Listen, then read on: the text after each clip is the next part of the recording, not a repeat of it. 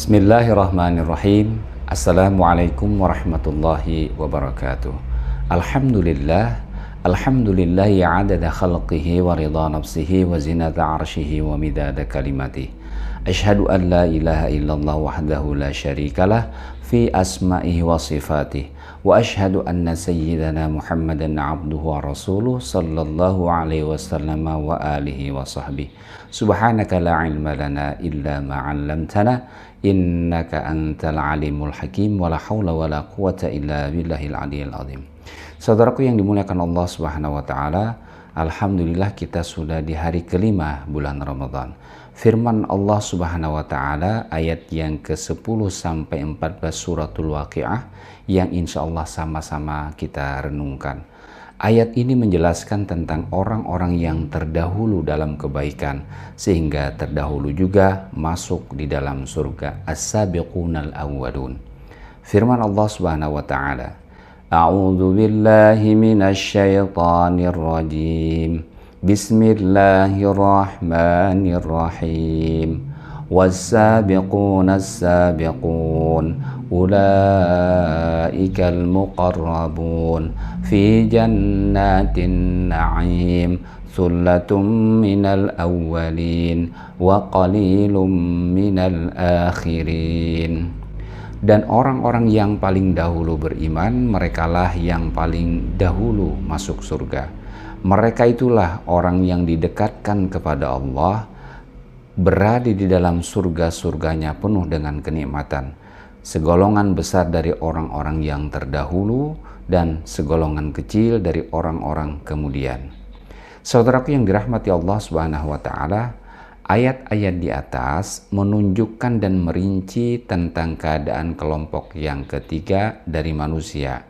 Was-sabiqunas sabiqun was-sabiquna ilal khairati wal hasanat humus sabiquna ilan na'im wal jannat. Mereka orang-orang yang terdahulu tersebut adalah terdahulu dalam kebaikan dan kebenaran. Merekalah yang dahulu untuk menikmati surga dan seisinya. Mereka sangat tinggi kedudukannya. Imam Al-Qurtubi berpendapat bahwa ayat ini juga bisa bermakna orang-orang yang paling dahulu melakukan ketaatan kepada Allah Subhanahu wa taala adalah orang-orang yang paling dahulu mendapatkan rahmat dari Allah Subhanahu wa taala. Di antara sifat mereka dijelaskan pada ayat yang berikutnya, ulaikal muqarrabun. Mereka itulah orang-orang yang didekatkan kepada Allah Subhanahu wa taala. Artinya ulaika humul muqarrabuna minallah. Mereka itu didekatkan kepada Allah Subhanahu wa taala fi jawarihi, di sisinya, wa fi zilli arsyihi, dalam naungan arsy-Nya, wa dari karamatih, dan di dalam negeri kemuliaannya. Mereka mendekat kepada Allah dengan melaksanakan seluruh kewajiban-kewajiban serta menyempurnakan dengan amalan-amalan sunnah. Akan dicintai Allah Subhanahu wa taala sehingga didekatkan di sisinya. Dan bila Allah mencintainya, jadilah pendengarannya yang dia gunakan untuk mendengar. Demikian juga penglihatan, tangan dan kakinya. Sebagaimana yang diungkapkan oleh Rasulullah SAW dari riwayat Imam Bukhari melalui Abu Hurairah.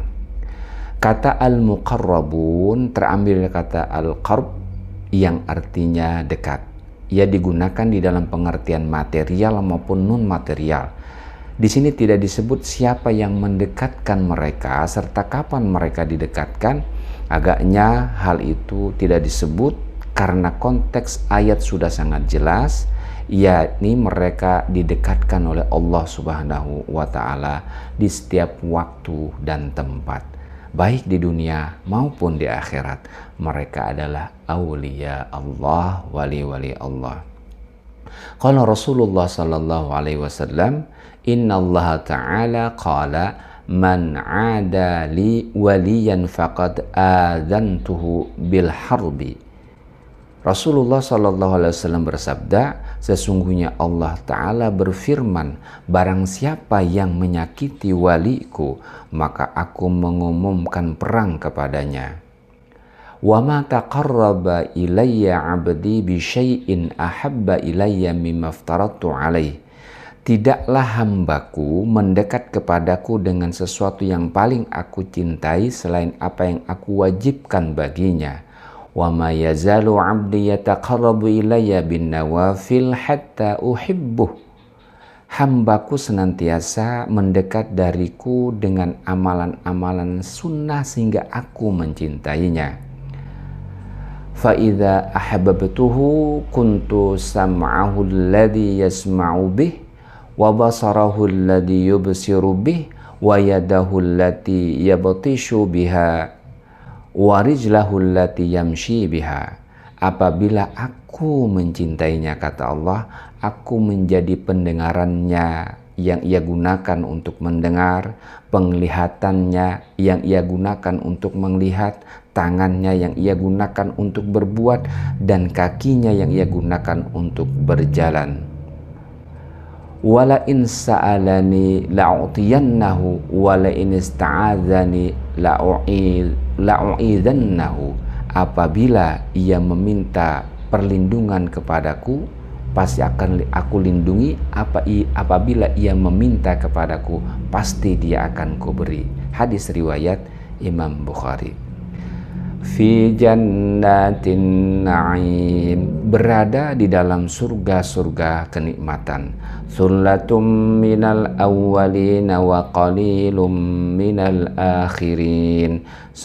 Segolongan besar dari orang-orang terdahulu dan segolongan kecil dari orang-orang kemudian.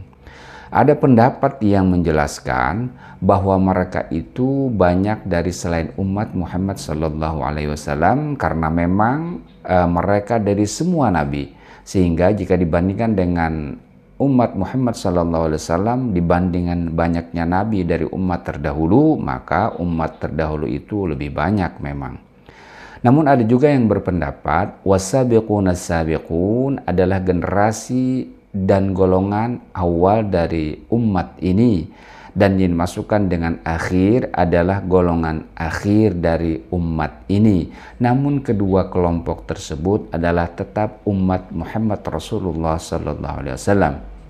Sehingga kalimat sullatum minal awwalin wa qalilum minal akhirin adalah segolongan besar dari umat Muhammad yang terdahulu, para sahabat, dan segolongan kecil dari umat Muhammad di akhir zaman ini. Wallahu alam. Hadirin yang dimuliakan Allah Subhanahu wa taala, demikianlah makna firman Allah Subhanahu wa taala dalam suratul Waqiah ayat yang ke-10 sampai 14. Semoga kita termasuk orang-orang yang selalu awal dan terdahulu dalam melakukan kedekatan kepada Allah Subhanahu wa taala. Selalu dahulu dalam berbagai kebaikan, as-sabiqunal awwalun, sehingga kita termasuk orang-orang yang didekatkan Allah Subhanahu wa taala, yang akan berada di surga yang penuh dengan kenikmatan. Ulaikal muqarrabun fi jannatin na'im, sullatun minal awalin wa qalilun minal akhirin. Insyaallah. Amin ya Allah ya rabbal alamin. Assalamualaikum warahmatullahi wabarakatuh.